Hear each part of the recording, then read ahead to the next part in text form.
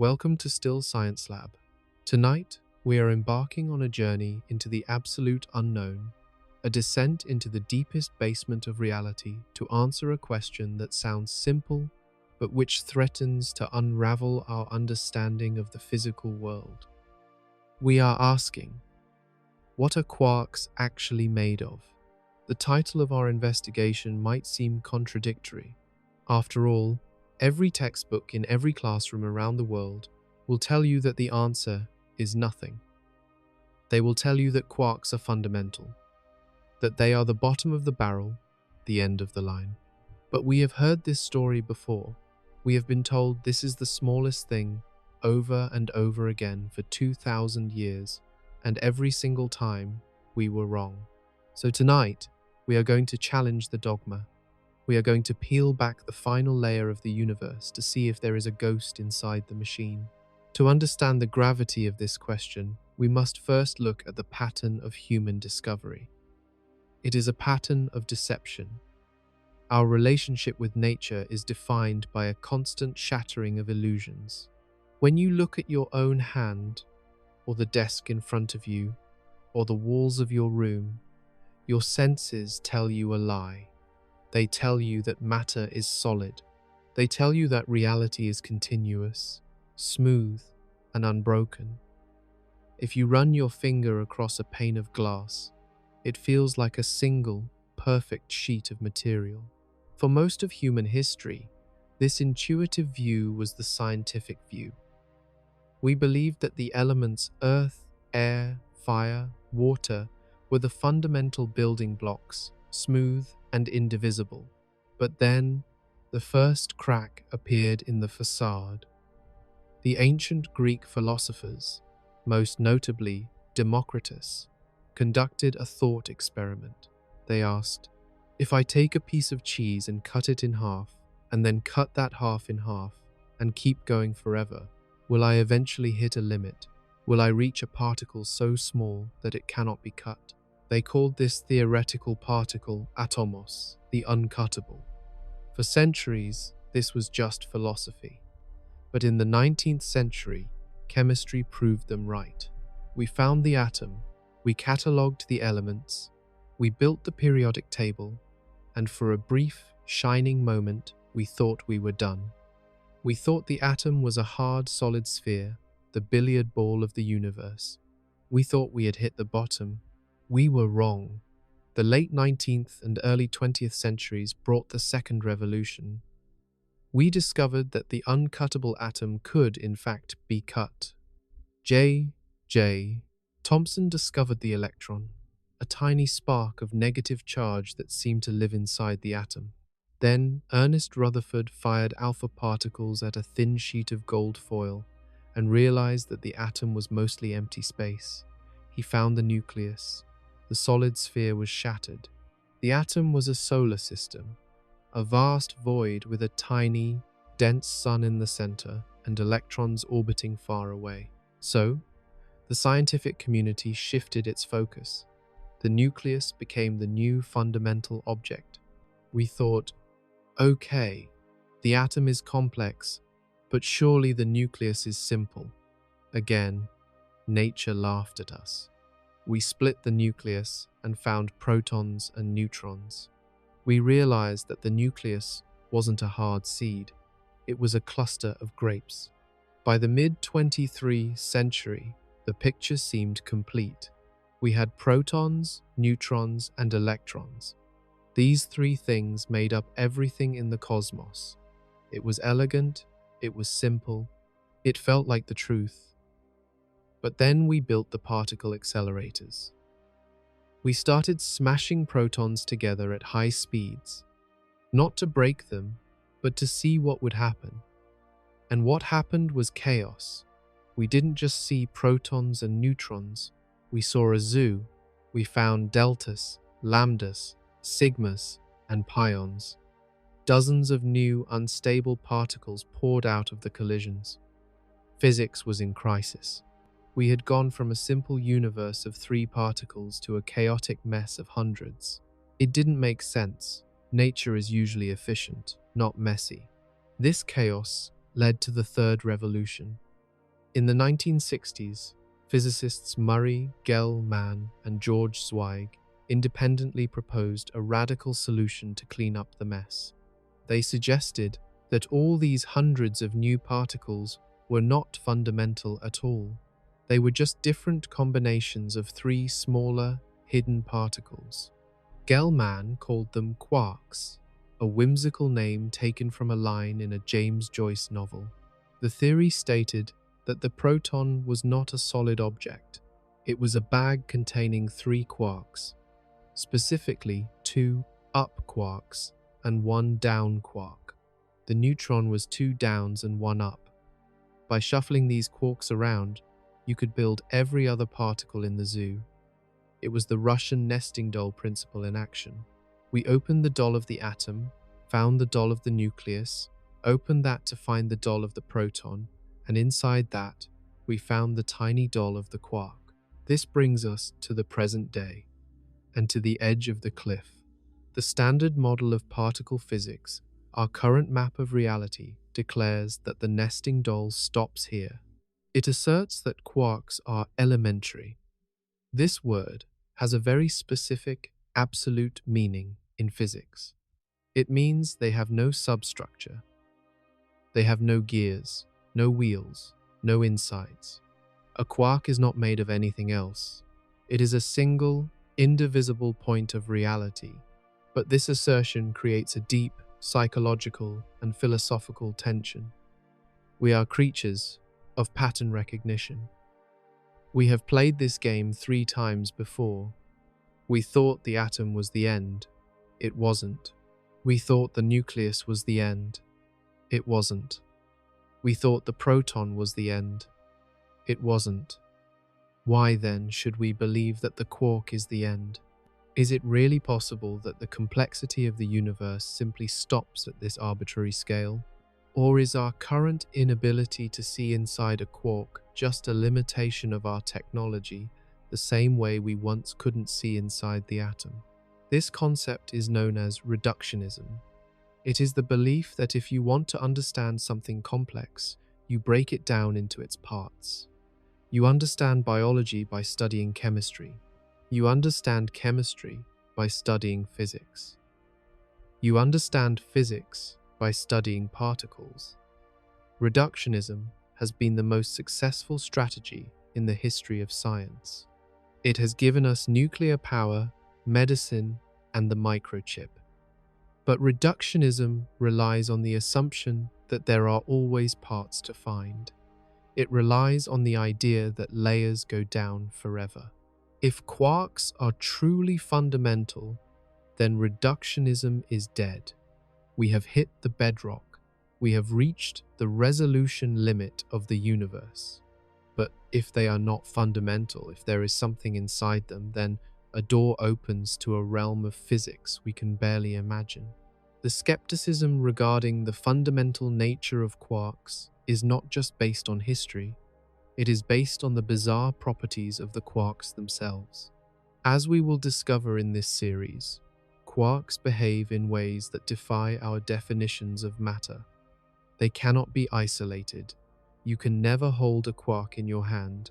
They have electric charges that are fractions, 1/3 or 2/3 of an electron's charge, which implies they might be parts of a larger whole. And perhaps most disturbingly, the mathematics treats them as point particles, objects with 0 radius and 0 volume. This is the context of our investigation.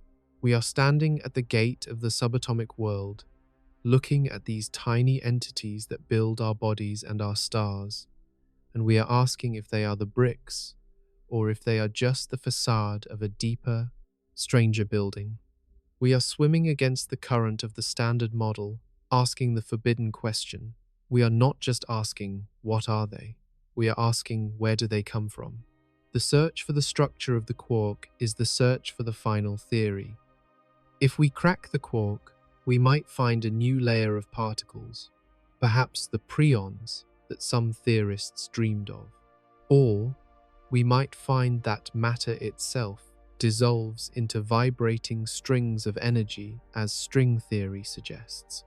Or, even more terrifyingly, we might find that at the bottom of the well, there is no stuff at all, only information, pure code running on the mainframe of the cosmos. So, shake off the illusion of solidity. Forget the table, the chair, and the hand. In your mind, zoom in past the skin, past the cells, past the molecules, and past the vast, empty cathedral of the atom. Focus your mind's eye on the tiny, shimmering triplet of energy spinning in the heart of the proton. That is our target. That is the mystery. We are about to try to break the unbreakable. We are about to ask what the universe is actually made of when you strip away the final disguise. There is a specific kind of madness that exists only in the minds of theoretical physicists. It is the ability to accept two contradictory facts as truth at the exact same time. We look at the world around us, a world of rocks, oceans, skin, and stars, and we see volume. We see things that take up space. A marble has a size. A grain of sand, no matter how small, has a radius. It has a top and a bottom, a left and a right. If you stack enough grains of sand together, you get a beach. This is the logic of our reality. Big things are made of smaller things, but those smaller things must still be things. They must have dimensions. They must have a there to be there. But when we descend into the subatomic machinery of the universe to look at the quark, this logic evaporates. We run headfirst into the most baffling definition in the entire standard model of particle physics. If you ask a physicist, how big is a quark, they will not give you a number.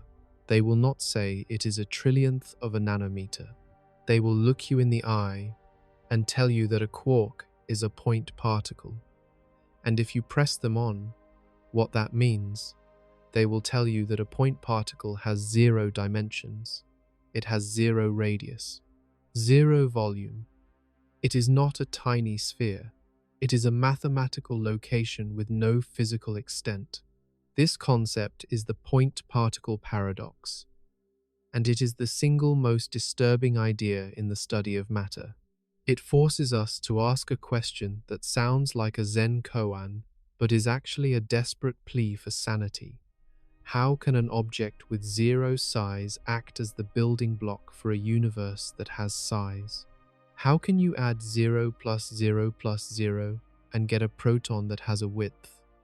If the foundation of our house is made of ghosts, how does the house stand up? To understand why this is such a crisis, we have to look at the relationship between mass and size. We know, effectively, that quarks have mass. It is a tiny amount of mass, but it is real. We can weigh the proton, and we can calculate the energy contribution of the quarks inside it. Mass is a physical property. It is the measure of stuffness. Usually when you have mass, you have density. Density is a simple calculation. You take the amount of mass and divide it by the volume it occupies. A lead brick is dense because it packs a lot of mass into a small volume. A cloud is not dense because the mass is spread out. Now, apply this logic to the quark. You have a finite amount of mass, but you are dividing it by 0 volume. In mathematics, division by 0 is a crime. It results in an undefined error. In physics, it implies something terrifying: infinite density. If a quark truly has 0 size, then the matter inside it is infinitely compressed. It creates a singularity. By all the laws of classical physics, a point of infinite density is a black hole. So, are we to believe that every atom in your body is filled with trillions of tiny, spinning black holes? Are we walking collections of singularities? The mind recoils from this image. It feels wrong. It feels like a mistake. Yet, this is exactly what the math of the standard model demands. the equations that predict the behavior of the universe with such terrifying accuracy. Quantum electrodynamics and quantum chromodynamics treat electrons and quarks as dimensionless points. If we try to give them a size, if we pretend they are tiny spheres with a radius, the math breaks. The equations spit out nonsense answers. They predict that the mass of the particle would blow up to infinity, or that the forces between them would stop working. The only way the math works is if we assume the radius is exactly zero. This leads to a profound conflict between mathematical reality and physical reality. Mathematical reality says the quark is a point.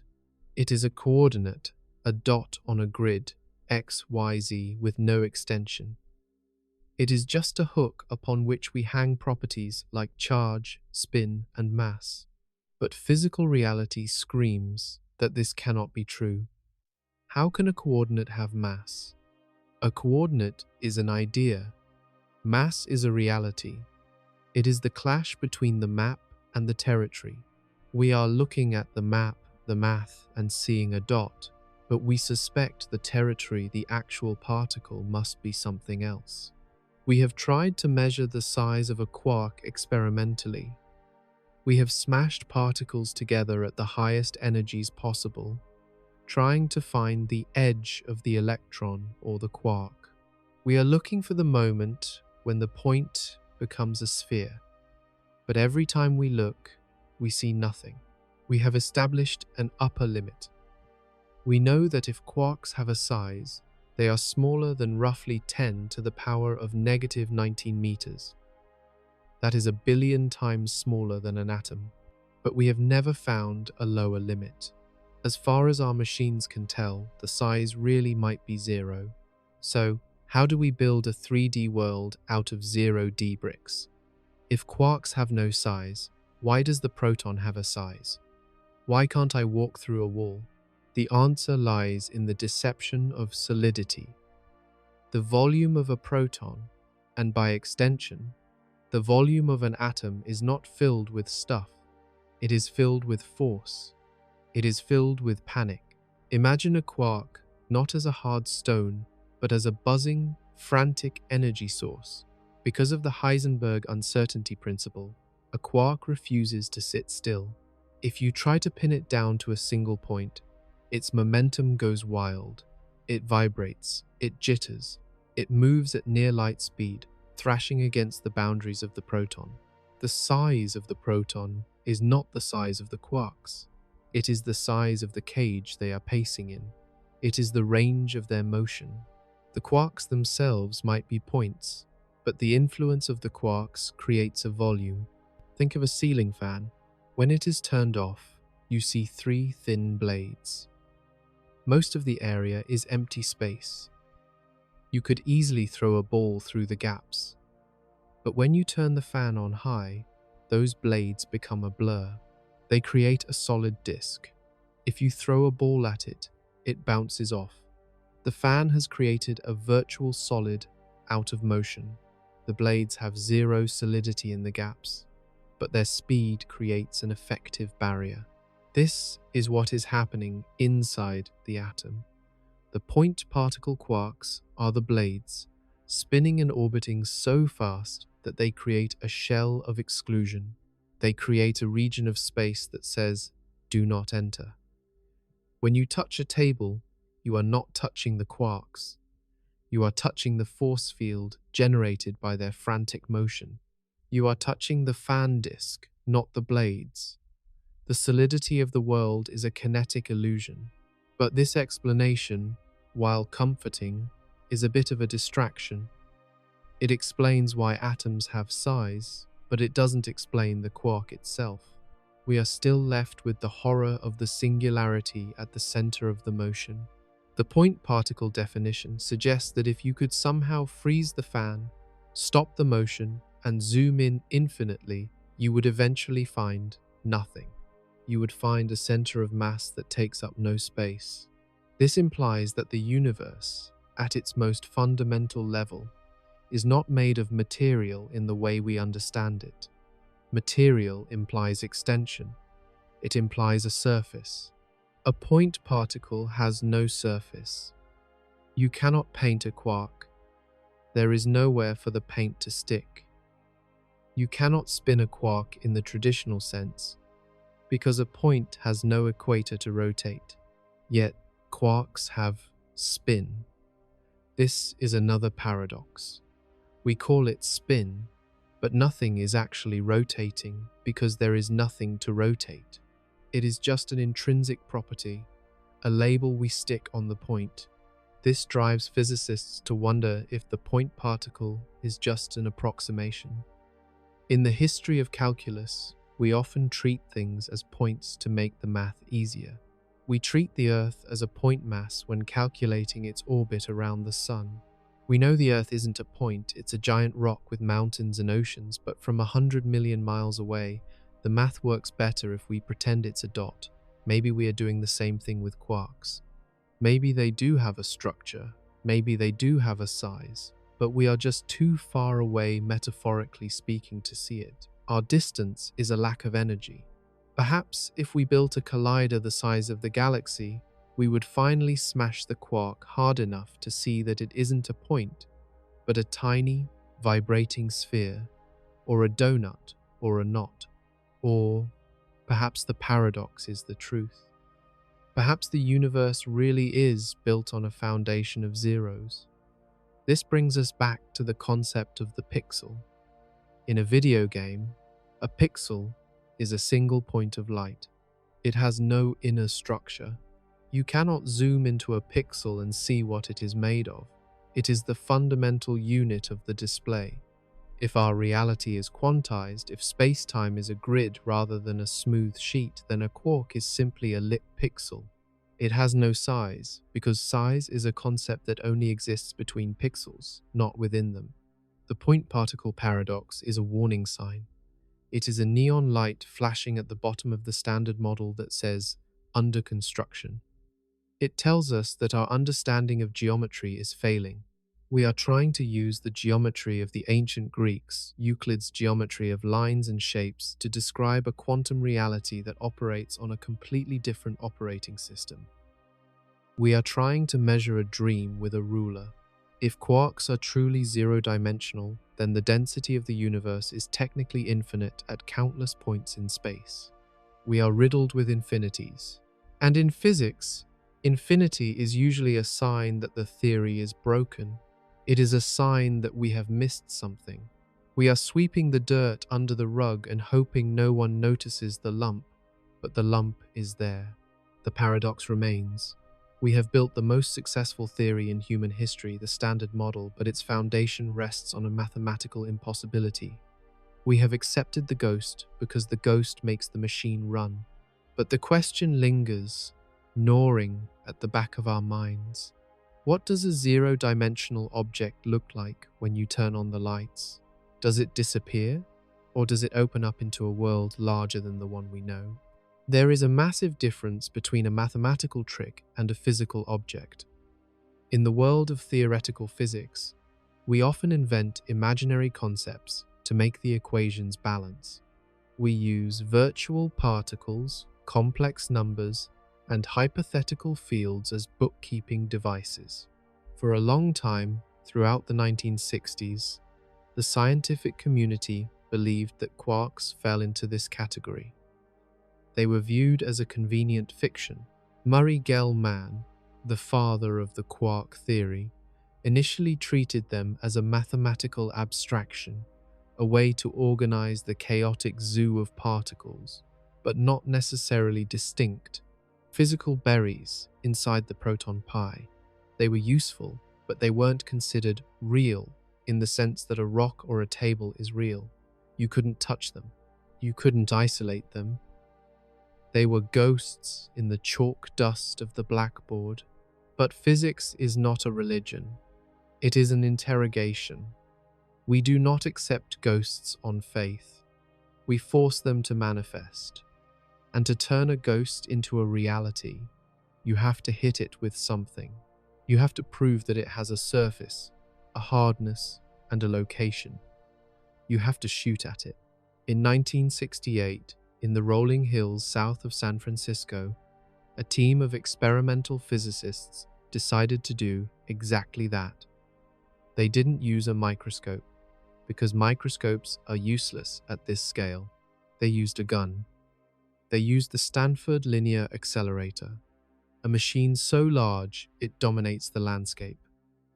A 2-mile-long rifle barrel made of copper and vacuum, designed to fire electrons at velocities perilously close to the speed of light. The experiment was called deep inelastic scattering, a dry and technical name that hides the sheer violence of what actually took place. The premise was brutal in its simplicity. The physicists placed a tank of liquid hydrogen at the end of the barrel. Hydrogen is the simplest element. Its nucleus is a single proton. This tank was the target. The plan was to fire the high-energy electrons into the hydrogen and watch where they went. It was a game of cosmic billiards. By analyzing the angle at which the electrons bounced off the protons, the scientists could deduce the internal structure of the target. To understand the stakes, you have to understand the prevailing theory of the time. Before 1968, the proton was largely imagined as a soft, mushy sphere. We thought of it as a cloud of positive charge, smeared out smoothly over a tiny volume. If you shoot a high-speed bullet at a cloud or a bowl of pudding, the bullet doesn't bounce back. It punches through. It might slow down a little, or be deflected slightly by the drag, but it continues largely on its original path. If the proton was truly a smooth, uniform blob of charge, the electrons from the accelerator should have passed through the hydrogen with only minor deviations. They should have scattered at narrow, soft angles. The machine roared to life. The beam was calibrated. The electrons' tiny, negatively charged needles screamed down the 2-mile tunnel, riding a wave of electromagnetic acceleration, gaining mass and energy with every meter. They slammed into the liquid hydrogen target with the force of a sledgehammer hitting a watch. The detectors, massive arrays of sensors waiting to catch the debris, began to click, and as the data started to flow onto the magnetic tapes, the room grew quiet. The numbers were wrong. The electrons were not passing through softly. They were scattering wildly. Some of them were being deflected at massive angles. Some were practically bouncing backward, ricocheting off the target with violent loss of momentum. It was shocking. It was the subatomic equivalent of firing a machine gun into a majestic, foggy cloud and hearing the bullets ping off hardened steel. You cannot get a ricochet from a cloud. You can only get a ricochet if there is something hard, small, and dense hiding inside the mist. This was the Rutherford moment for a new generation. Decades earlier, Ernest Rutherford had discovered the nucleus by firing alpha particles at gold foil and watching them bounce back. Now, history was rhyming. The Stanford team had discovered that the proton was not a smooth sphere. It was grainy. It had a texture. It was filled with lumps. When the electrons penetrated the outer cloud of the proton, they struck these internal lumps. Because the electrons were traveling with such immense energy, the wavelength of their existence was incredibly short, allowing them to resolve tiny details. They were acting like a sonar ping. The violence of the scattering, the deep and inelastic nature of the collision, meant that the electrons were hitting point-like obstacles that were incredibly hard and incredibly heavy relative to their eye size. They were hitting concentrations of electric charge that were far smaller than the proton itself. Richard Feynman, the legendary theoretical physicist, looked at this data and stripped away the complex mathematics to offer a visual explanation. He called these hard lumps partons. He said the proton is like a bag of marbles. When you shoot at the bag, you mostly hit empty space and pass through, but occasionally you strike a marble head-on, and the bullet goes flying off to the side. The Stanford data matched this bag of marbles model perfectly. The partons were the physical manifestation of the mathematical quarks. This was the turning point. This was the moment the quark solidified. It ceased to be a bookkeeping trick for Murray Gell-Mann and became a physical reality for the world. The scattering pattern revealed that there were 3 distinct points of hardness inside the proton. The math of the scattering angles told us their charge. It matched the prediction: fractional charges, thirds of an electron. The ghost had a body. We had touched it. We had felt its resistance. But the experiment revealed something else, something equally profound about the nature of these objects.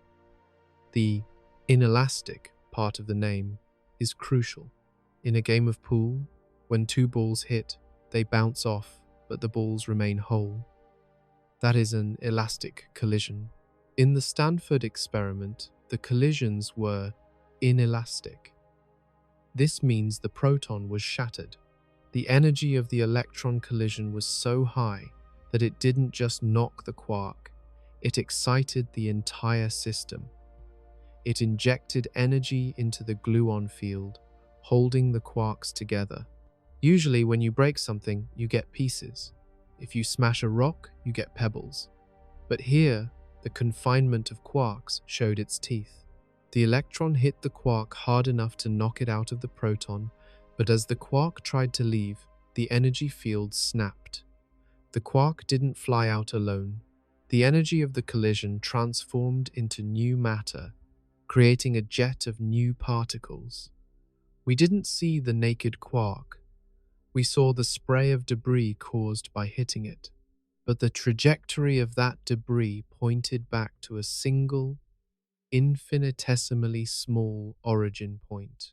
This proved that the quark was not just a mathematical average of the proton's field. It was a discrete entity. It was a concentration of reality. The metal we heard the bullets hitting was the fundamental core of matter. This validated the point particle hypothesis in a brutal way. The electrons appeared to be hitting something with no discernible structure of its own, something that acted like a geometrical point of infinite hardness. If the quark had been soft or fluffy, the electrons would have squished it. They didn't. They bounced. The psychological impact of deep inelastic scattering cannot be overstated. It ended the debate. It forced the physics community to rewrite the textbooks. We had to accept that the smooth world was a lie. The proton was a chaotic, stormy cage containing 3 tiny monsters. It confirmed that the universe is grainy all the way down. It legitimized the standard model. However, it also cemented the paradox we discussed earlier. The experiment proved quarks are real, but it also confirmed they are bafflingly small. The hardness of the bounce suggested that the charge wasn't spread out over a small volume, it was concentrated in a point. The harder we hit them, the more point-like they appeared. We kept dialing up the energy of the accelerators, hoping to dent the quark to see if it would squish or scatter internally. But for 50 years, the result has been the same. The electron hits, and it bounces off a point. We found the metal in the ghost, but now we are left with the mystery of the metal itself. What is this hard, indestructible seed? The experiment tells us that it is there and where it is, but it refuses to tell us what it is. We know it carries charge. We know it has spin. We know it has mass. But to the probe of the electron beam, it remains a featureless, impenetrable wall. We have mapped the location of the treasure, but we still haven't opened the chest. The legacy of Stanford in 1968 is the certainty of our ignorance. Before, we could dismiss quarks as math.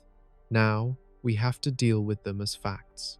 We have to confront the reality that the bedrock of our universe is made of these tiny, hard, indivisible specks that defy classical logic. We shot the ghost, and the bullet ricocheted. Now we are standing in the smoke, holding the gun. realizing that the thing we hit is far stranger and far stronger than anything we expected to find. The evidence is undeniable. The illusion of the smooth universe is shattered. We are living in a bag of marbles, and we are just beginning to understand the game. There is a deep-seated belief in the heart of every physicist that the universe is, at its core, simple.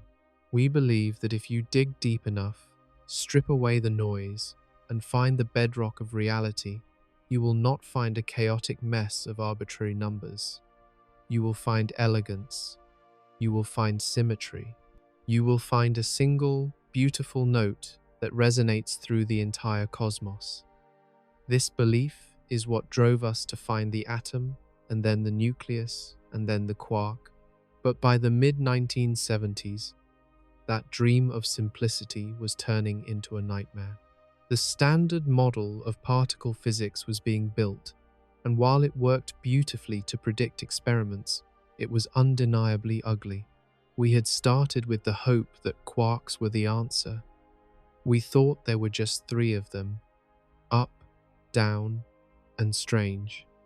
That felt manageable. But nature kept throwing new particles at us. We found the charm quark, then we found the bottom quark, and finally the massive top quark. We also had the electron, but then we found its heavy, unstable cousins, the muon and the tau. We had neutrinos, we had gluons, we had bosons. By the time we finished cataloging the fundamental building blocks, we didn't have a simple triangle of components. We had a periodic table all over again. We had a zoo. This proliferation of particles bothered the theorists. It felt like history was repeating itself. In the 1800s, we had dozens of elements, which turned out to be made of just 3 things: protons, neutrons, electrons.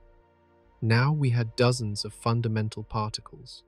The intuition of the scientific community screamed that this could not be the end of the line.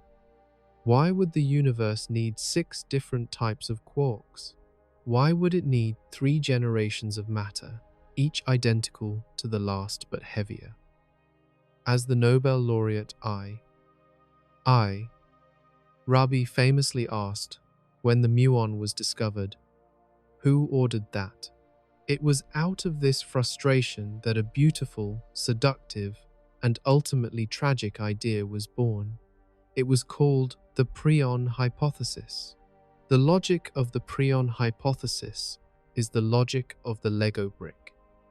Imagine you have a bucket of Legos. In that bucket, you only have 2 types of bricks: a red 2x4 brick and a blue 2x2 brick. That's it, just 2 fundamental pieces. But with those 2 pieces, you can build a house, a car, a plane, or a dragon. If you glued these creations together so tightly that you couldn't see the seams, and then you handed them to someone, they would think they were holding 4 totally different, distinct objects. They would classify the car particle and the dragon particle as fundamental, but they would be wrong. They would be missing the deeper simplicity hidden inside. This is what physicists like Abdus Salam, Jogesh Pati, and Haim Harari proposed in the 1970s. They suggested that quarks and electrons are not fundamental, they are composite particles. They are made of something smaller. They called these hypothetical subparticles preons. The appeal of this idea was intoxicating. It promised to clean up the mess. Instead of having 18 different quarks and leptons to memorize, the Preon model suggested there might only be 2 or 3 types of preons. Perhaps there is a charged preon and a neutral preon. If you stick 3 charged preons together, you get an electron. If you stick a neutral and a charged one together, you get an up quark. Suddenly, the chaotic zoo of the standard model collapses into a neat, tidy system. The universe becomes simple again.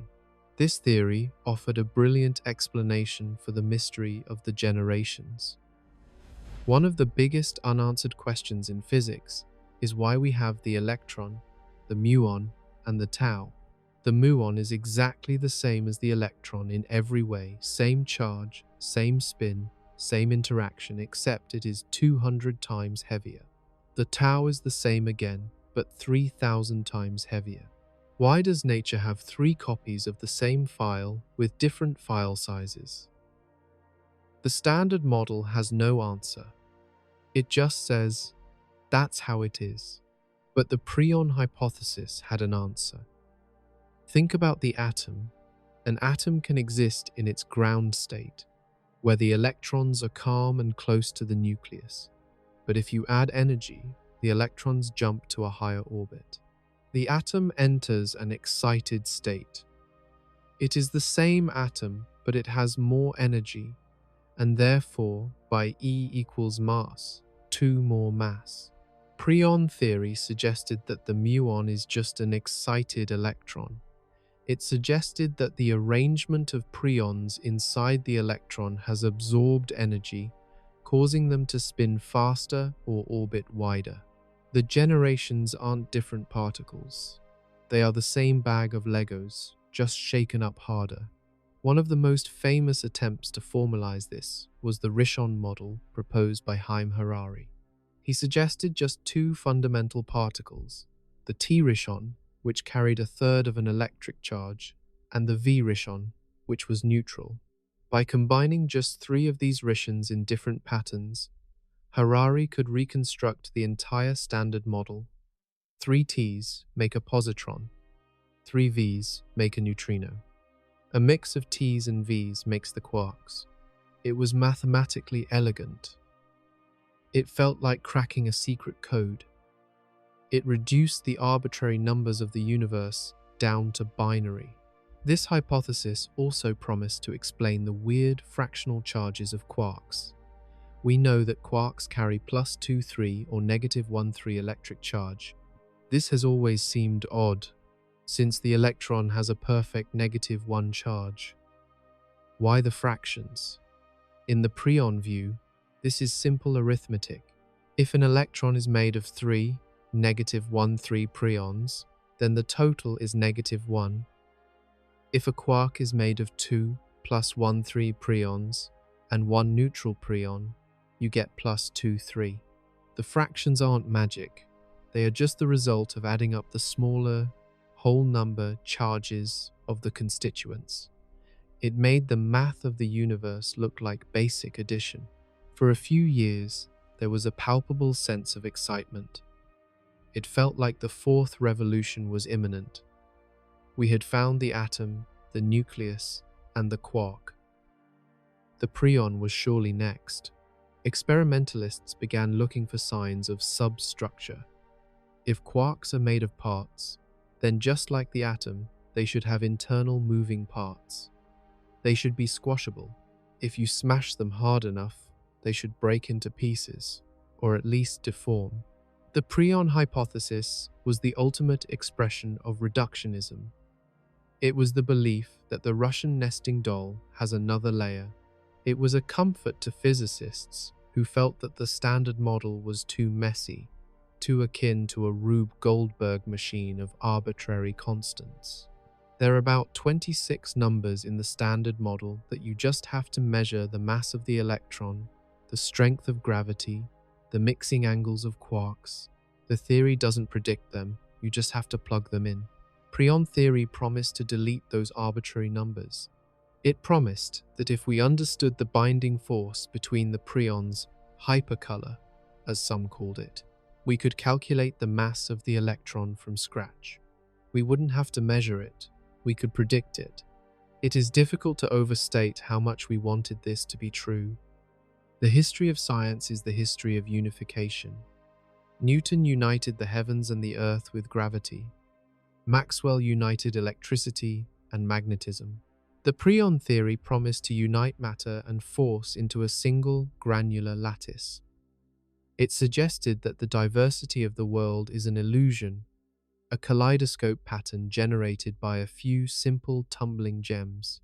But the universe is not obligated to be simple, and it is certainly not obligated to follow our aesthetic preferences. While the Preon theory was beautiful on the chalkboard, it began to run into trouble when it met the harsh reality of quantum mechanics. There was a hidden cost to this simplicity. To pack these tiny Lego bricks into a box as small as a quark, you have to pay a tax of energy. We must remember the scale we are talking about. A quark is smaller than 10, negative 19 meters. If you want to put 3 preons inside that volume, they have to be confined to a region of space that is practically non-existent. And here, the laws of the quantum world turn against us. The Heisenberg uncertainty principle states that you cannot know the position and momentum of a particle at the same time.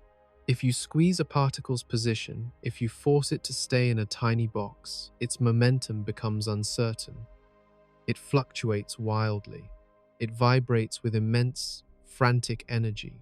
This is the mass paradox that would eventually come to haunt the theory. The theory implied that preons must be incredibly small, which meant they must have incredible energy, which meant they must have incredible mass. But quarks are light. Some quarks are barely heavier than an electron. How can a heavy bag of frantically moving bricks weigh almost nothing? How can the components be massive, but the result be light? Despite this looming paradox, the Preon era was a time of great intellectual bravery. It showed that we were willing to question the foundations. We were willing to look at the fundamental quark and say, "I don't believe you." It was an attempt to save the soul of physics from the complexity of the zoo. It was a noble failure, a beautiful cathedral built on a swamp. We didn't know yet that the swamp would swallow it whole. We only saw the symmetry. We saw the possibility that everything from the light of the stars to the thoughts in your brain was just a shuffling of 2 or 3 primal specks of dust. The Preon hypothesis stands today as a monument to human curiosity. It represents the limit of the particle mindset.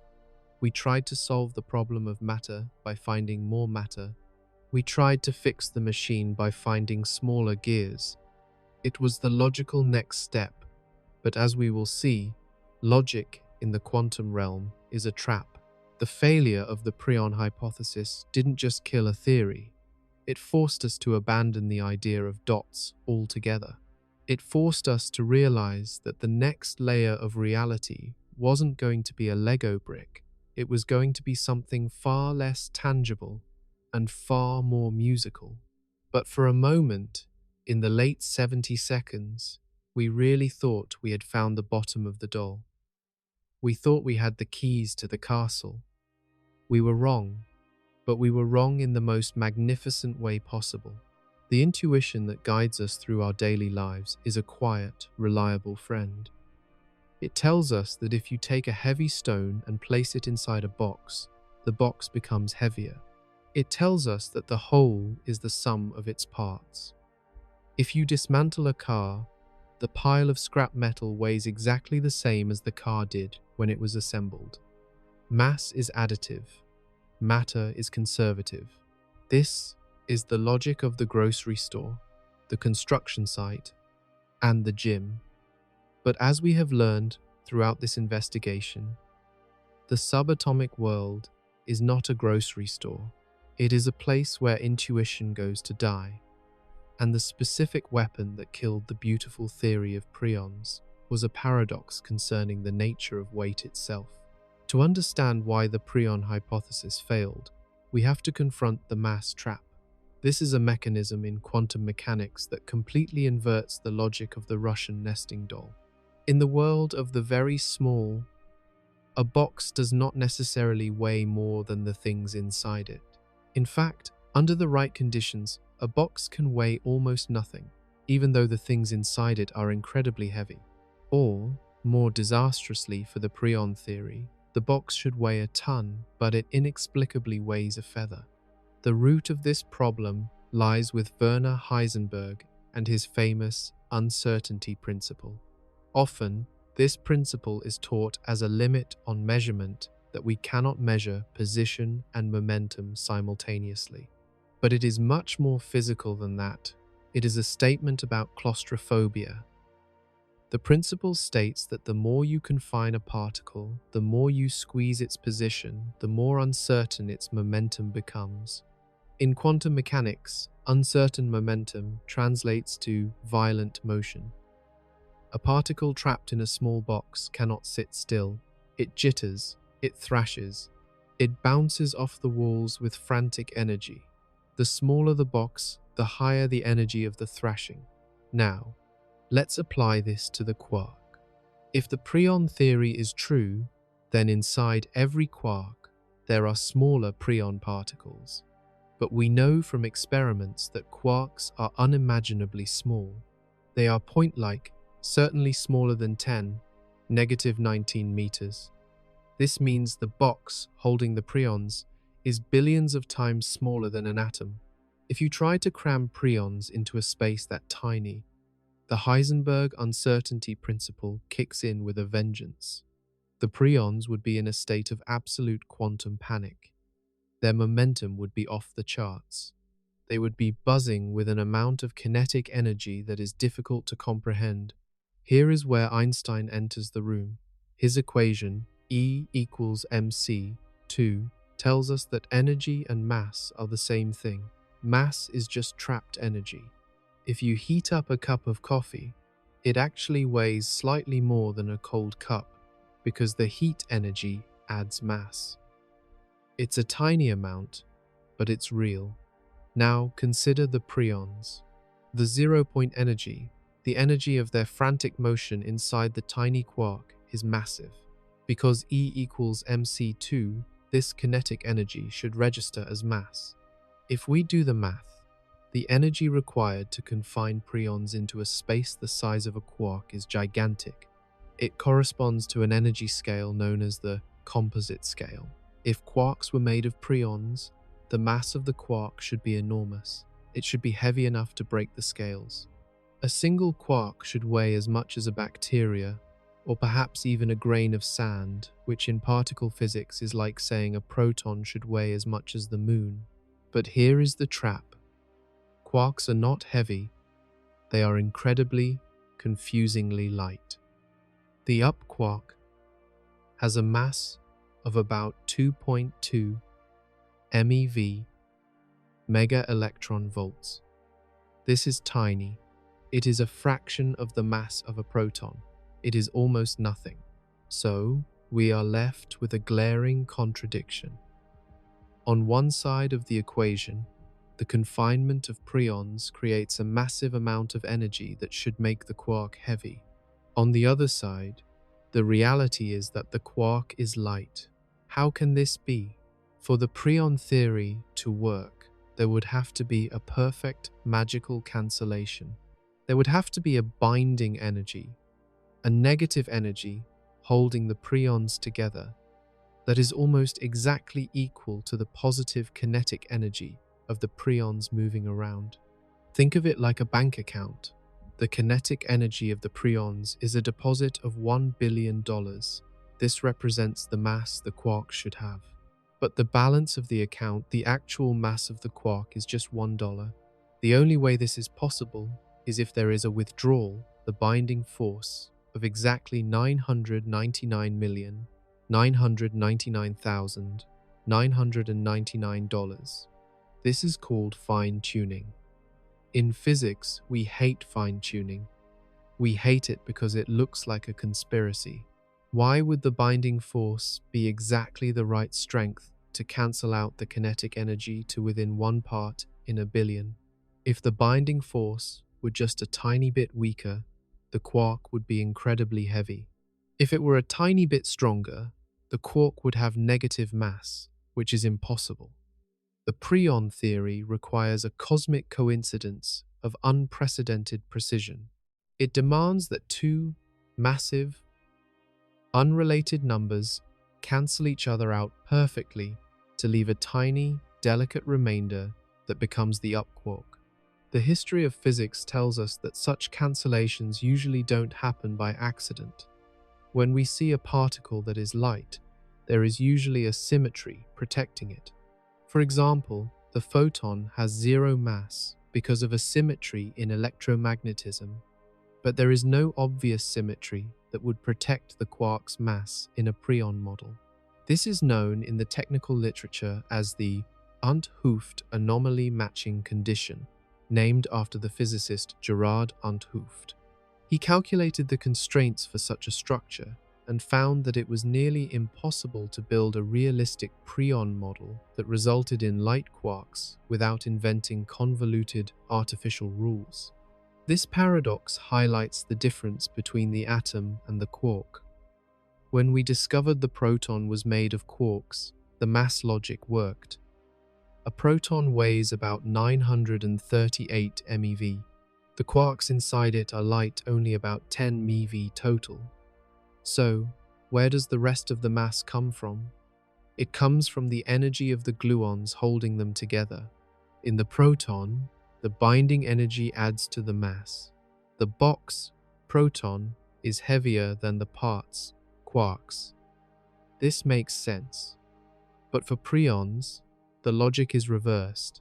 The box, quark, is lighter than the calculated energy of the parts, preons.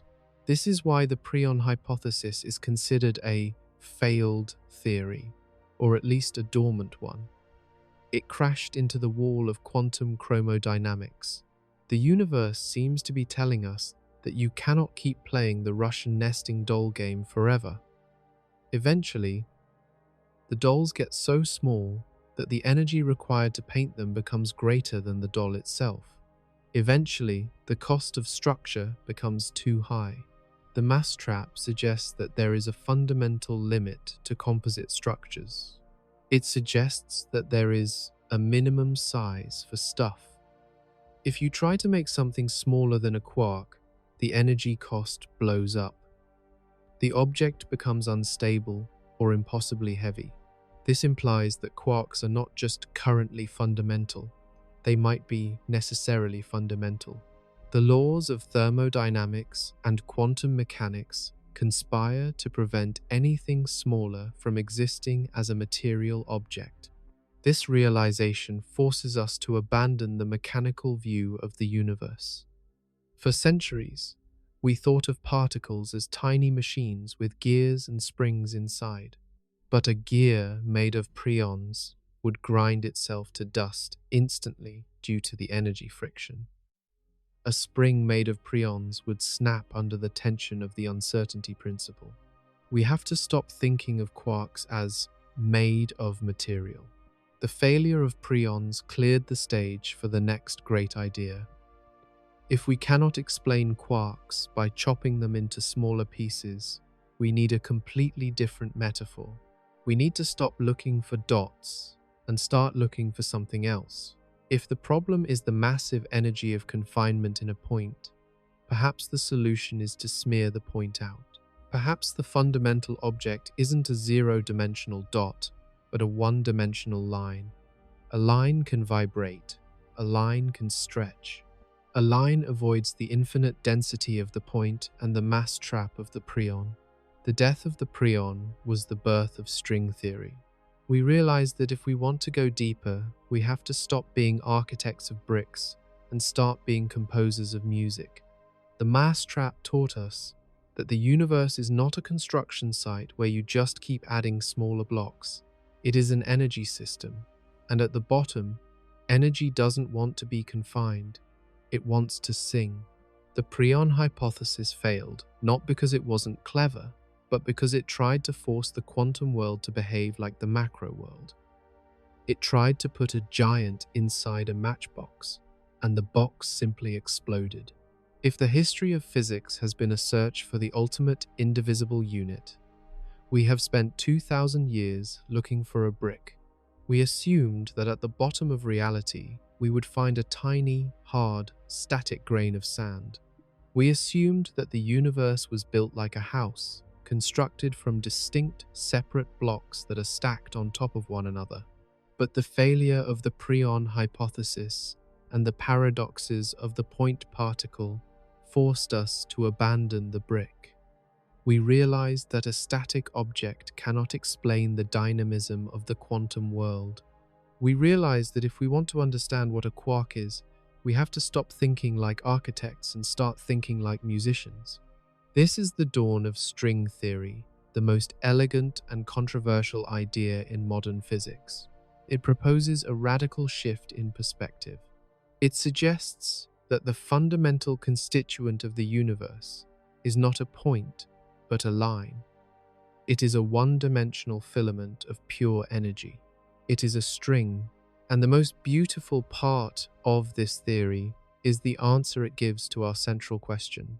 What is a quark made of? It is made of music. To understand this, imagine a guitar string. If you hold the guitar and look at the string while it is silent, it is just a line. But if you pluck it, it comes alive. It vibrates. If you place your finger at a certain fret and pluck, the string vibrates at a specific frequency, producing the note A. If you move your finger and pluck again, the vibration changes, and you hear a C. The string itself has not changed. It is the same material, the same tension, the same length, but the mode of vibration has changed, and therefore, the reality of the sound has changed. String theory argues that the universe is exactly like that guitar string, but on a scale so small it defies comprehension. Deep inside the proton, deep inside the electron, there is a tiny, vibrating loop of energy. This loop is the fundamental hardware of reality. If this cosmic string vibrates in one specific pattern, with a specific frequency and resonance, we look at it and measure it, and we say, that is an up quark. If the same string vibrates in a different pattern, we say, that is a down quark. If it vibrates with more energy, it appears as a top quark. If it changes its tune entirely, it becomes an electron, or a neutrino, or a photon. This is a profound conceptual leap. It means that the particle zoo, the hundreds of confusing particles we found in our accelerators, are not different ingredients. They are just different notes played on the same instrument. There is only one ingredient, the string. The diversity of the universe is not a diversity of substance. It is a diversity of harmony. The quark is not a hard little ball. It is a song being sung by a strand of energy. This solves the point-particle paradox that plagued us earlier. Remember the problem of the zero-dimensional point? A point has no size, which leads to infinite density and mathematical nonsense. A string, however, has a size. It has length. It is incredibly small, about the Planck length, or 10⁻35 meters, but it is not zero. Because it has a physical extent, the interactions between particles are smeared out over the length of the string. They are not catastrophic collisions at a single point of infinity. They are soft, elegant interactions between two merging loops. The string creates a minimum size for reality, preventing the universe from collapsing into a singularity. But what is the string made of? This is where language begins to fail us. We are used to things being made of atoms or molecules, but the string is the thing that makes the atoms. You cannot ask what the string is made of, because the string is the raw material of existence itself. It is pure tension. It is a crack in the vacuum. Some physicists describe it as a thread of pure potentiality. It is the finest possible thread of the fabric of space-time, pulled tight and set to humming. This musical metaphor explains why quarks have mass. In the Preon theory, we struggled to explain why some things are heavy and some are light. In string theory, mass is simply pitch. The energy of the vibration determines the mass of the particle. According to Einstein, energy and mass are equivalent. So, a string that is vibrating frantically with high energy will appear to us as a heavy particle. A string that is vibrating gently with low energy will appear as a light particle. The top quark is not a bigger rock than the up quark, It is simply a string playing a higher, more energetic note. The generations of matter are just octaves. This theory offers a seductive promise: the theory of everything. For decades, physics has been broken into two warring camps. We have general relativity, which describes gravity and the curvature of space, the big stuff. And we have quantum mechanics, which describes particles and probabilities, the small stuff. These two theories hate each other. The math of one destroys the math of the other. We have been searching for a bridge to unite them. String theory builds that bridge.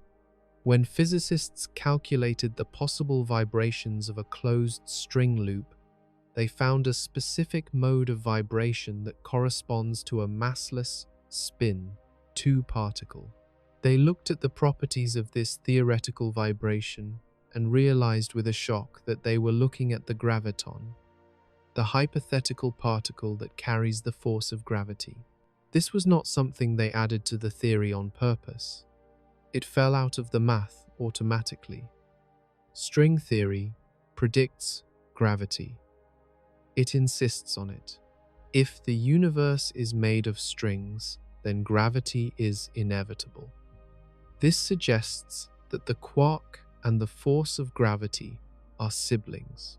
The quark is an open string, like a shoelace, whose ends are stuck to the fabric of space, while the graviton is a closed loop, like a rubber band, that can float freely. We finally have a single framework that can describe the matter in your hand and the curvature of the solar system. However, this elegance comes at a cost. The cost is dimensionality. When the mathematicians tried to make the strings vibrate correctly, when they tried to tune the guitar, they found that the strings wouldn't play the right notes in 3 dimensions. In our familiar world of up-down, left-right, and forward-backward, the strings were too constrained. They couldn't vibrate with enough complexity to create the diversity of particles we see. The math only worked, the strings only sang in tune, if they had more room to move. Specifically, the theory demands 10 dimensions, 9 dimensions of space, and 1 of time. This sounds insane. We only see 3 spatial dimensions. If there are 6 more, where are they? String theory answers this with the concept of compactification. It suggests that the extra 6 dimensions are curled up tightly at every point in space. Imagine a garden hose lying across a lawn. From an airplane, the hose looks like a one-dimensional line. It has length, but no width. But if you are an ant walking on the hose, you experience it as a 3-dimensional cylinder. You can walk along the length, but you can also walk around the circumference. The extra dimension is there, but it is compactified so that you only see it when you zoom in close.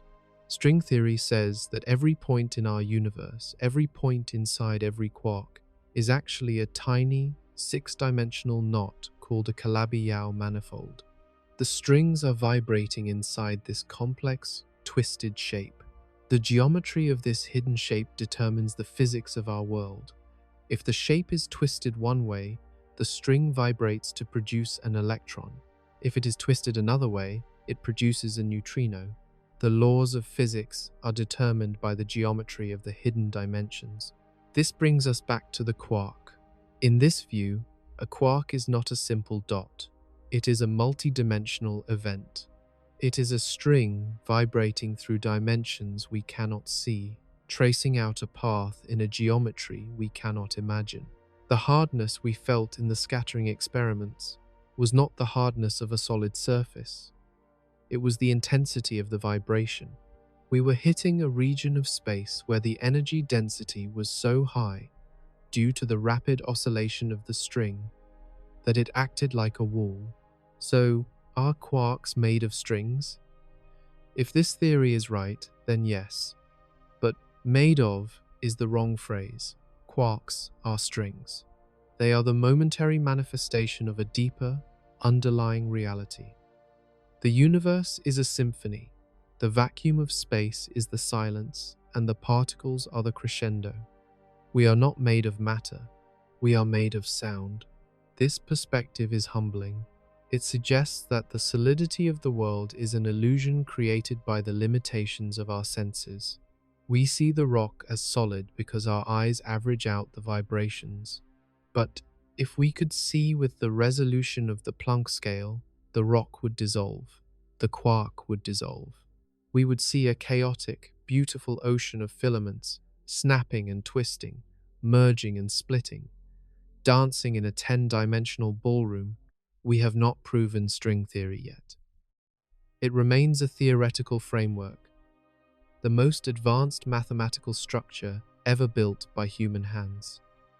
We have not yet seen a string. They are too small for even the Large Hadron Collider to resolve.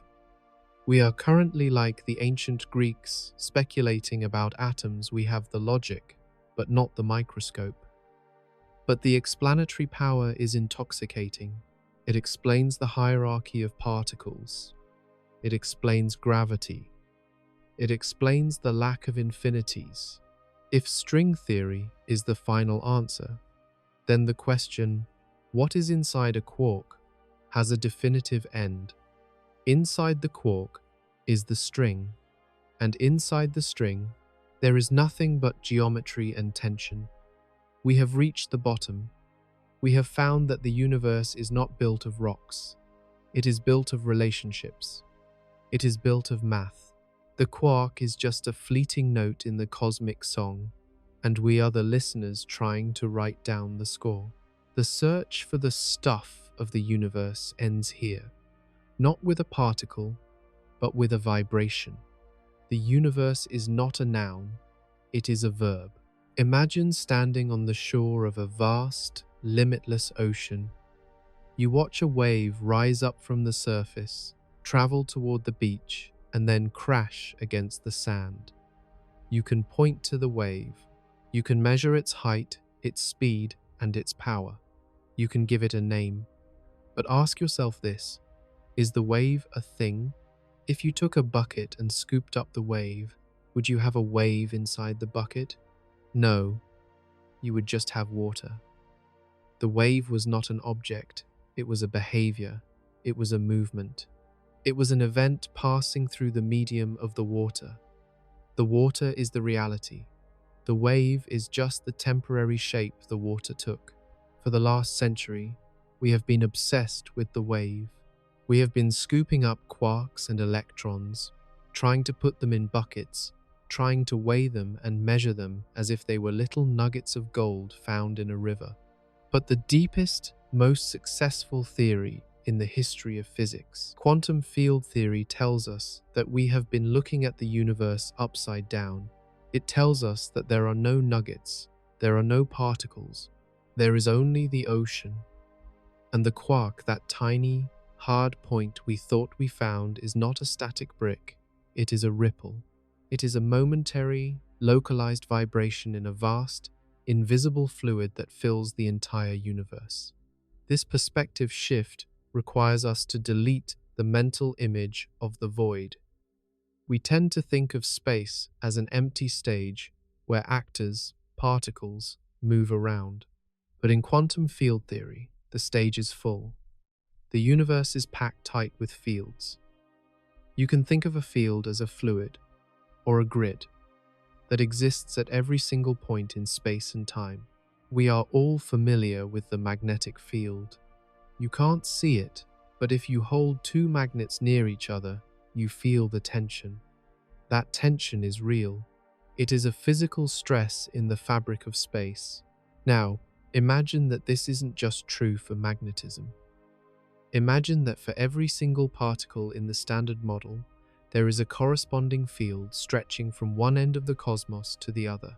There is an electron field, there is a photon field, and, crucial to our investigation, there is an up quark field and a down quark field. These fields are everywhere. They are inside your body, they are in the air you breathe, and they are in the cold vacuum between the stars. They are the fundamental bedrock of existence. So, what is a quark? In this view, A quark is simply an excitation of the quark field. Imagine the up quark field is like a taut bedsheet. If you tap the sheet, a little pulse of energy ripples outward. That pulse is the quark. We are not made of clay, we are made of these ripples. When we say, there is a quark here, what we really mean is, the quark field is vibrating with a specific intensity at this coordinate. The particle is not a separate entity from the field, it is a manifestation of the field. It is the ocean rising up to say hello. This radically changes how we understand the stuff inside the proton. We previously asked, what is a quark made of? Implying it must be made of smaller particles. Quantum field theory answers, it is made of energy and geometry. It is made of the field itself. When you strip away the vibration, the particle disappears, settling back into the calm surface of the vacuum. This explains why we can create and destroy particles in accelerators. If particles were solid, indestructible marbles, you couldn't just make a new one out of nothing. But because they are waves, you can. If you hit the field hard enough, by smashing two protons together, you pour energy into the fluid, and that energy splashes up to create new ripples, new quarks, new electrons, new bosons. We aren't building matter, we are waking up the fields. This concept of the universal field dissolves the idea of individuality. Think about two electrons, one in the tip of your finger and one in the center of a star a billion light years away. We usually think of them as two separate, distinct objects, like two identical tennis balls. But quantum field theory says no, there is only one electron field. The electron in your finger is a ripple in the field here, and the electron in the star is a ripple in the same field over there. They are connected. They are made of the exact same underlying substance. This explains why every electron in the universe is identical. They have the exact same mass, the exact same charge, the exact same spin. Why? Because they are all identical notes played on the exact same instrument. You cannot have a defective electron because you cannot have a defective ripple in a perfect medium. This brings us to the interaction. How do quarks hold together to make a proton? In the old view, we imagined they were throwing little balls back and forth, gluons like basketball players passing to each other. In the field view, it is far more elegant. It is like the interference of waves. The quark field vibrates. This vibration disturbs the gluon field, the strong nuclear force. The gluon field starts to hum, and that hum pushes back on the quark field. They resonate with each other. A proton is not a bag of rocks. It is a harmony. It is three standing waves, the quarks, locking into a stable rhythm with a background ocean of gluon waves. The stability of matter is the stability of a chord. This also forces us to confront the vacuum again. In classical physics, a vacuum is empty. In quantum field theory, the vacuum is alive. It is a seething, boiling cauldron of potential. Even when there are no particles, the fields are still there. They are just in their ground state, their lowest energy level. But because of quantum uncertainty, they can never be perfectly still. They jitter, they fluctuate. Virtual particles pop out of the vacuum and disappear again in trillionths of a second. These are momentary spikes in the field that don't have enough energy to become real, permanent waves, so they sink back down. But these ghosts are crucial. We now know that the permanent quarks inside a proton are constantly interacting with this sea of virtual particles. The real quark is surrounded by a cloud of these temporary ripples. It is like a swimmer moving through water. The swimmer creates a disturbance, a wake, a frothing turbulence around them. What we measure as the mass and charge of the quark is actually the combination of the swimmer and the wake. We can never turn off the fields. We can never isolate the quark from the universe. To pull a quark out of the field would be like trying to pull a wave out of the ocean. You can't do it without taking the water with you. So when we ask, what is a quark actually made of? Quantum field theory offers a stunning answer. It is made of the entire universe. It is a localized knot in a fabric that extends everywhere. It is a temporary concentration of the same energy that fills the void. This means that the distinction between matter and empty space is an illusion. Matter is just space that is vibrating. Space is just matter that is resting. They are the same thing, just in different states of excitation. This helps explain the result of our scattering experiments from earlier. Remember how we fired electrons at protons and hit something hard? We hit the point particle. But in QFT, that point isn't a hard nut. It is the center of the wave. Think of a tornado. A tornado is made of air, soft, gas, invisible air. But if you drive a car into the center of a tornado, it feels like hitting a brick wall. The velocity of the air creates a structure that acts like a solid. The quark is a quantum tornado. It is a vortex in the field. When we hit it with an electron, we bounce off the intensity of the energy, not a solid surface. The point we see is just the eye of the storm. We must pause to appreciate the philosophical weight of this. For thousands of years, humans have been materialists. We believed in material. We believed in stuff.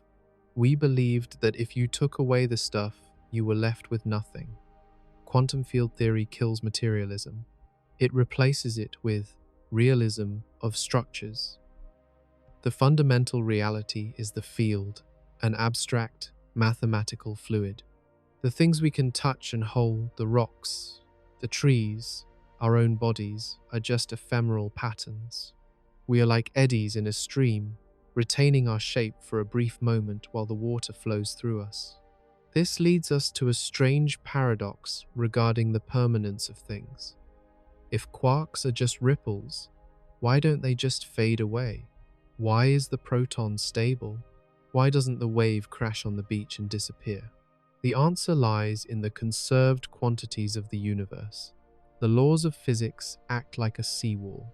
They say, this wave cannot disappear unless it meets an anti-wave that cancels it out. An up quark cannot just vanish. Its energy has to go somewhere, and its quarkness, baryon number, has to be preserved. So, the wave persists, billions of years after the Big Bang, trapped in the stable configuration of the proton. We are made of ancient waves that have forgotten how to crash. QFT is the most precise theory humans have ever invented.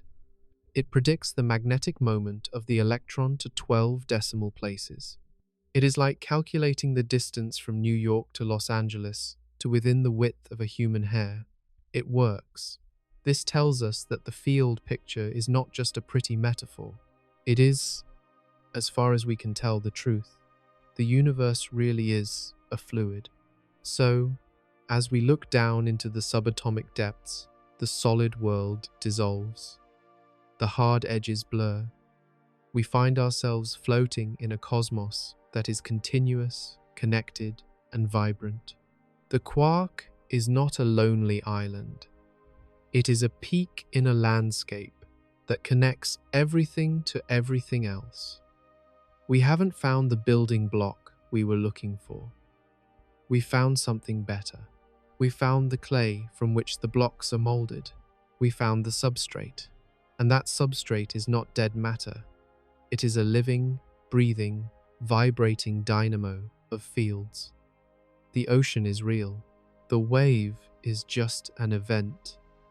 And we are the waves.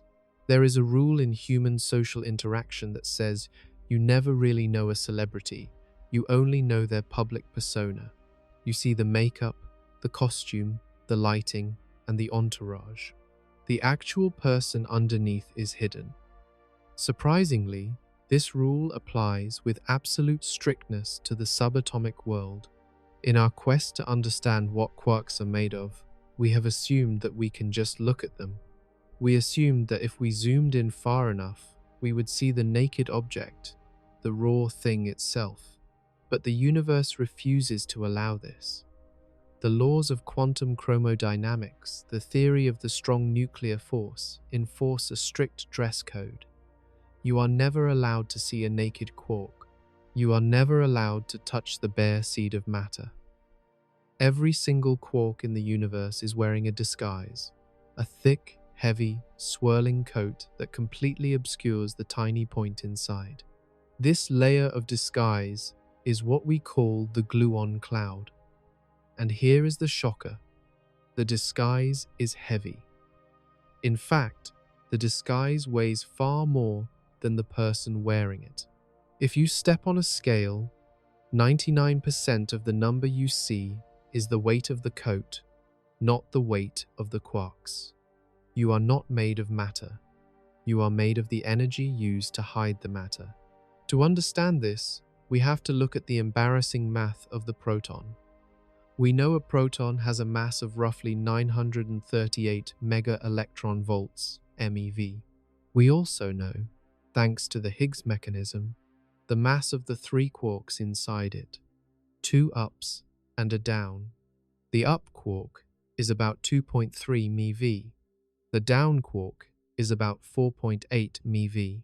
If you add these up 2 ups and a down, you get roughly 9 or 10 MeV. This is a disaster. The parts only add up to about 1% of the whole. A proton weighs 938, but the ingredients only weigh 10. Where is the other 928 MeV? Where is the missing mass? For a long time, this was a mystery, but now we know the answer. The missing mass is the cloud. It is the energy of the glue that holds the quarks together. We call the force carriers of the strong interaction gluons. In the popular imagination, we think of gluons like sticky tape or microscopic springs connecting the quarks. We imagine the three quarks sitting in a triangle, tossing these little gluons back and forth like baseballs to stay connected. But this picture is too clean. It is too passive. The reality of the strong force is that it is messy, chaotic, and incredibly violent. Unlike photons, particles of light, which have no charge and pass through each other like ghosts, gluons carry a color charge. This means gluons can interact with other gluons. They stick to each other. They clump. They branch. One gluon can split into two, and those two can merge into one. This creates a chain reaction. The space inside a proton is not empty. It is a seething, boiling soup of gluon activity. The quarks are not just tossing baseballs. They are swimming in a turbulent ocean of molasses.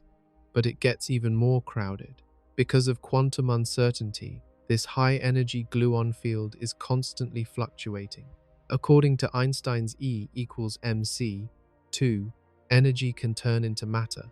The energy in the gluon field is so intense that it spontaneously creates pairs of matter and antimatter particles. Out of nowhere, a virtual up quark and an anti-up quark will pop into existence, live for a trillionth of a nanosecond, and then annihilate each other back into energy. This means that surrounding the three real quarks, which physicists call the valence quarks, is a dense, swarming entourage of millions of virtual quarks and gluons. It is like a celebrity walking through a crowded street. The valence quark is the celebrity, but they are surrounded by a mob of paparazzi, fans, and security guards. If you look from a distance, you don't see the single person. You see the crowd. You see a large, moving blob of humanity. This blob is what we actually interact with. When we measure the mass of a proton, we are weighing the crowd. We are weighing the frantic kinetic energy of the gluons and the virtual particles buzzing around the core. That energy is trapped in the tiny space of the proton, and because it is trapped, it manifests as mass. This is the origin of 99% of your body weight. You are not heavy because you have a lot of particles. You are heavy because the silence between your particles is actually a screaming storm of energy. Physicists have a term for this. They distinguish between the current quark and the constituent quark. The current quark is the naked seed, the tiny, low-mass point particle defined by the Higgs field. The constituent quark is the seed plus the cloud, the heavy, dressed object that actually moves around inside the nucleus. When we ask, what is a quark made of? The answer changes depending on which one you mean. The naked quark might be fundamental, but the object that builds your atoms is a composite beast made of a tiny seed wrapped in a massive storm of force fields. This dressing process is not just about adding weight, it's about screening the charge. The naked quark has a specific color charge, red, green, or blue, but the cloud of virtual particles acts to smear this out. The vacuum itself reacts to the presence of the quark. It becomes polarized. The virtual antiquarks in the vacuum are attracted to the real quark, swarming around it, trying to cancel out its charge. This is similar to how dust gathers on a statically charged balloon. The dust coats the surface, hiding the balloon underneath. We are trying to study the balloon, but we can only ever touch the dust. This leads us to the phenomenon of confinement, which ensures that the cloud can never be removed. You might think, why don't we just reach in, grab the naked quark, and pull it out of the cloud? Nature forbids this with a mechanism that works like a finger trap. The strong force is unique because it doesn't get weaker with distance, it gets stronger. Gravity and magnetism fade away as you move apart. If you pull two magnets apart, the force drops. But if you try to pull a quark out of a proton, the flux tube of gluons connecting it to its partners stretches like a rubber band. As you pull harder, you pump energy into that rubber band. You are feeding the cloud. The field gets more and more intense. Eventually, you put so much energy into the stretching that the energy creates a new pair of quarks out of thin air. Snap. The rubber band breaks, but not in the way you want. The energy you used to pull has now turned into a new quark-antiquark pair. You are left holding a new meson, a pair of quarks, and the original proton is still there, healed and whole. You tried to isolate one quark, and you ended up creating two more. The cloud is self-healing. It is impossible to strip naked. This tells us something profound about the substance of reality. We tend to think of an object's properties as belonging to the object. A rock is heavy because the rock is made of heavy stuff. But the quark teaches us that properties are often extrinsic. The quark's mass, its effective size, and its interaction with the world are not inherent to the dot itself. They are properties of the interaction between the dot and the vacuum. The thing is less important than the environment it creates. The gluon cloud hypothesis forces us to reconsider the definition of made of. If a quark is 1% seed and 99% cloud, are we right to call it a particle? Or should we call it a disturbance? Imagine a hurricane. Is a hurricane made of the eye in the center? No. The eye is calm. The eye is nothing. The hurricane is made of the wind spinning around the eye. The quark is the eye of a subatomic hurricane. The violence of the storm is what gives matter its solidity. If the gluon field were to suddenly switch off, the quarks would drift apart, their mass would vanish, and every atom in the universe would instantly disintegrate into a mist of radiation. So, when we look at the standard model and see the nice, neat table of particles, we are looking at a lie of simplification. We are looking at the menu, not the meal. The meal is messy. The meal is a dynamic, shifting, bubbling froth. The structure of the proton is not a static architecture of 3 bricks. It is a dynamic equilibrium of creation and destruction. It is a fire that burns so hot it creates the illusion of a solid ash. This realization that we are dressed particles adds a layer of tragedy to our quest. It suggests that there is a fundamental limit to our intimacy with the universe. We can smash protons, we can scatter electrons, we can simulate the math on supercomputers, but we can never, ever see the thing itself.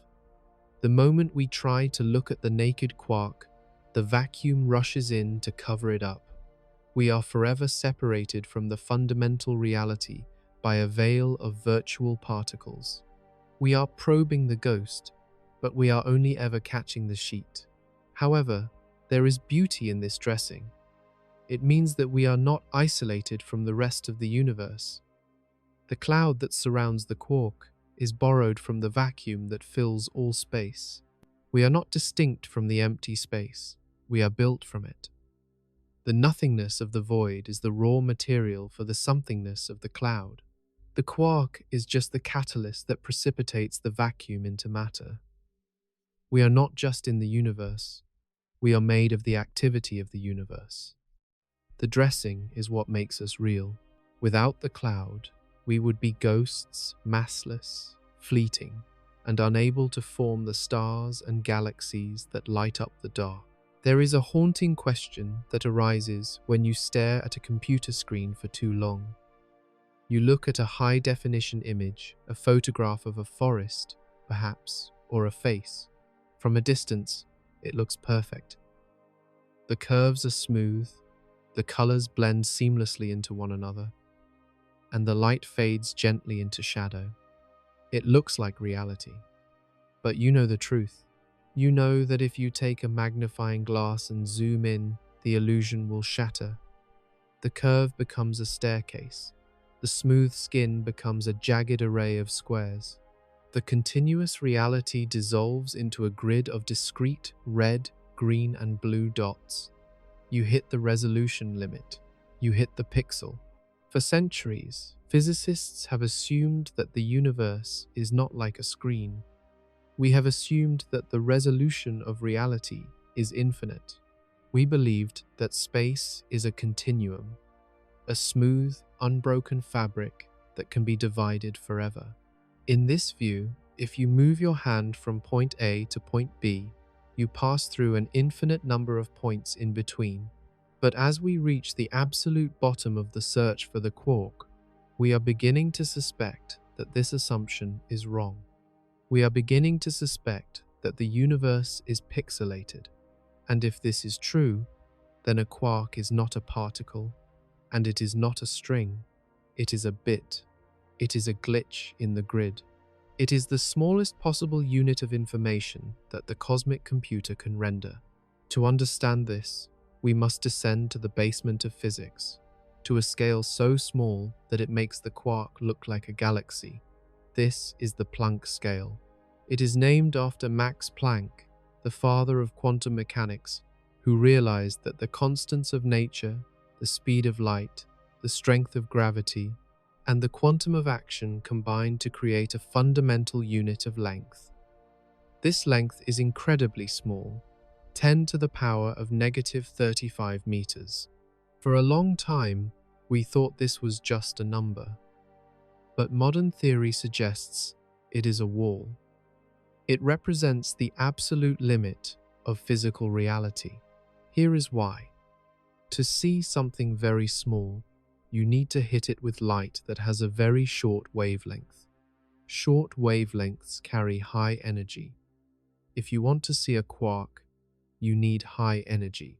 If you want to see something smaller than a quark, you need even more energy.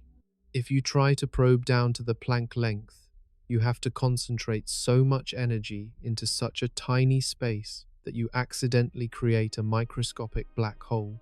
The energy density becomes so high that space-time collapses on itself.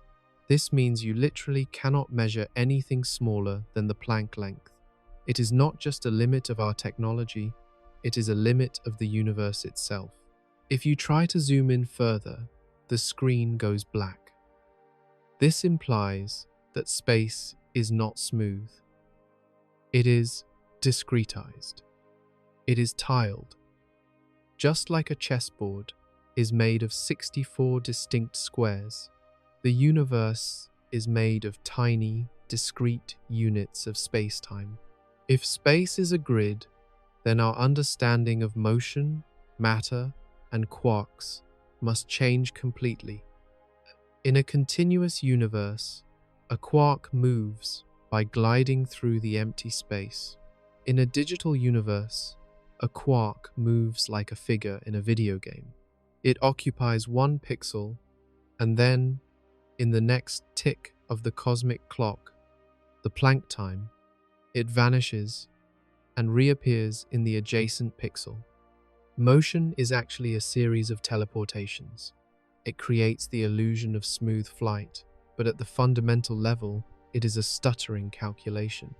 This brings us to a radical hypothesis: it from bit. This phrase was coined by the physicist John Archibald Wheeler. He suggested that every it, every particle, every quark, every force is ultimately derived from bit, a binary unit of information. He argued that the universe is not fundamentally made of matter, it is made of questions. Think about the game 20 questions.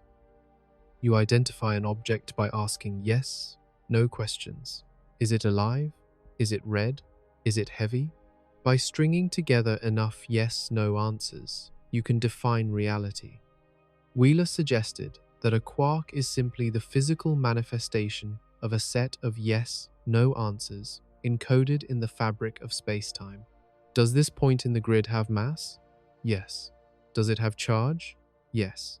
Does it have spin? Yes. If the answers align correctly, the grid renders an up quark. In this framework, the quark is not a tiny stone. It is a voxel, a volumetric pixel. It is a localized excitation of the information field.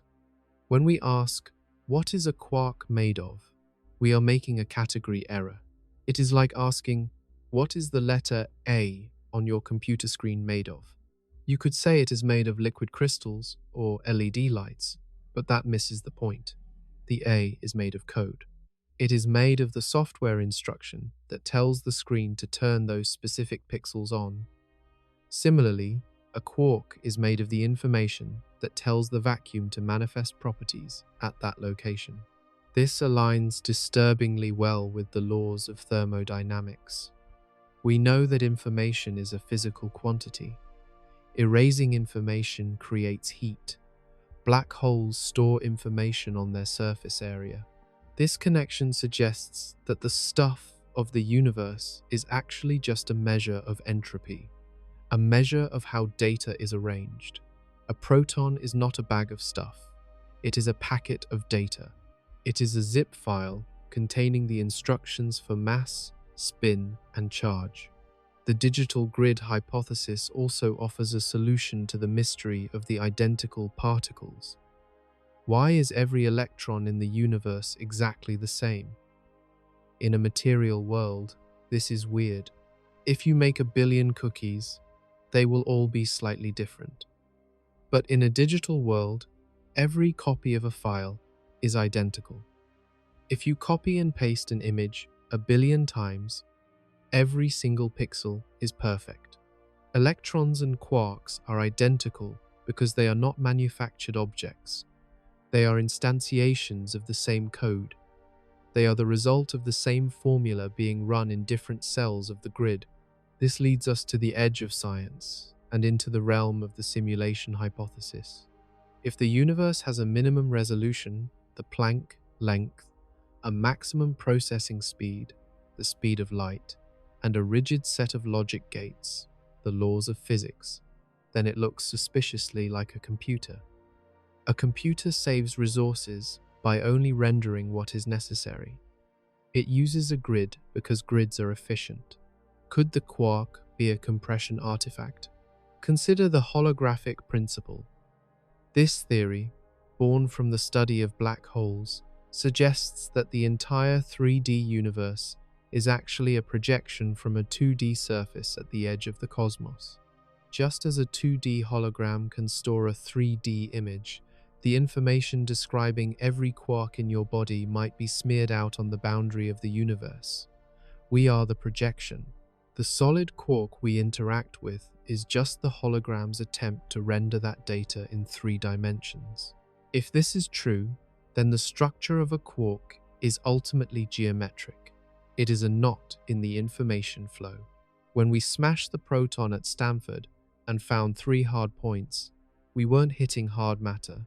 We were hitting the nodes of the network. We were hitting the pixels where the data density was highest. The implication of the digital grid is that matter is an obsolete concept. We are moving from a physics of stuff to a physics of information processing.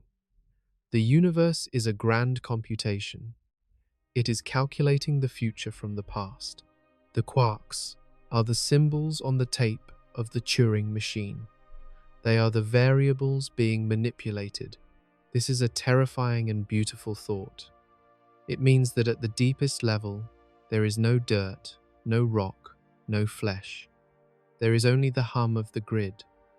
There is only the logical structure of existence. The emptiness of the atom makes perfect sense in this view because data doesn't take up space, it defines space. So, when we try to look inside the quark, we find nothing, because we have zoomed in past the level where the image makes sense. We are looking at the individual dots of ink on the newspaper and trying to read the story in the dot itself. But the dot has no story. The dot is just a marker. The quark is the limit of the simulation. It is the point where the universe says, "Stop. I cannot render anything smaller than this." We are living in a pixelated reality. The smoothness of the water, the solidity of the stone, and the continuity of time are high-resolution illusions. We are floating in a sea of data, and the quark is just one bit of code floating in the infinite dark, waiting to be read. We began this investigation with a shovel in our hands. We started with the simple, intuitive assumption that if we dug deep enough into the bedrock of reality, we would eventually hit the bottom. We assumed that the universe was built like a house, and that a house requires bricks. We believed that if we smashed the rock, we would find stones. If we smashed the stones, we would find sand. And if we smashed the sand, we would find the ultimate, indivisible grain of existence. We called this grain the particle. We gave it a name, the quark. We spent billions of dollars and decades of human genius building the Large Hadron Collider to find this brick, to hold it up to the light, and to say, "Here it is. This is the stuff the universe is made of." But now, at the end of our journey, we stand empty-handed. We did not find a brick. We dug down to the very bottom of the well, and we found that the well is bottomless. We found that the stuff we were looking for simply does not exist. We have reached the end of matter, and what we found in its place is something far more ghostly and far more beautiful. We found mathematics. The journey into the quark has been a journey of systematic disappointment for the materialist worldview. Materialism is the belief that the fundamental reality is physical substance, hard, extended, tangible matter. But let us look at what we have discovered. We found that the atom is mostly empty space. We found that the proton is not a solid sphere, but a chaotic storm of energy. We found that the mass of the proton comes not from the quarks themselves, but from the energy of the gluons holding them together. We found that the quark itself is a point with 0 dimensions, or a vibration on a string, or a ripple in a field, or a bit of information on a grid. At every single stage, the solidity of the world evaporated. The harder we looked, the less there was to see. We are forced to confront a terrifying conclusion. The universe is not made of things. It is made of relationships. Consider the quark one last time. What is it, really? If you look at the standard model, a quark is defined entirely by a list of numbers. It has a charge of +2, 3. It has a spin of 1/2. It has a baryon number of 1/3. It has a specific mass coupling to the Higgs field. These are properties. They are adjectives. But where is the noun? Where is the thing that has the charge? Where is the thing that has the spin? In our macroscopic world, we can separate the object from its properties. A red ball is a ball that happens to be red. You can paint it blue, and it is still a ball. But in the quantum world, this distinction collapses. You cannot strip the charge from the quark to reveal the quarkness underneath. The charge is the quark. The spin is the quark. The particle is nothing more than the sum of its mathematical values. It is a bundle of properties held together by the geometry of space-time. If you take away the numbers, you don't have a blank slate, you have nothing.